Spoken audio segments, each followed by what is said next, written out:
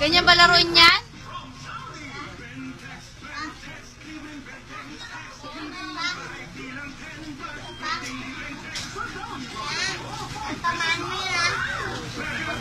Parang tatamaan.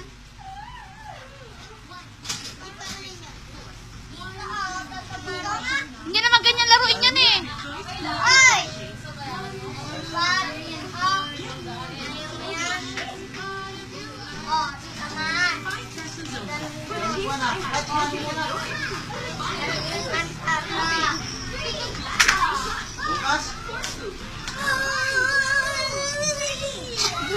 Video yan.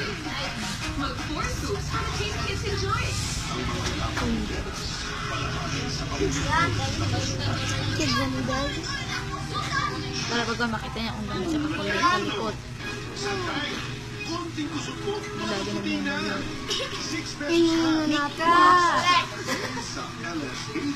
Doon, ipatalin mo na lang yung bola. Wala ka lang.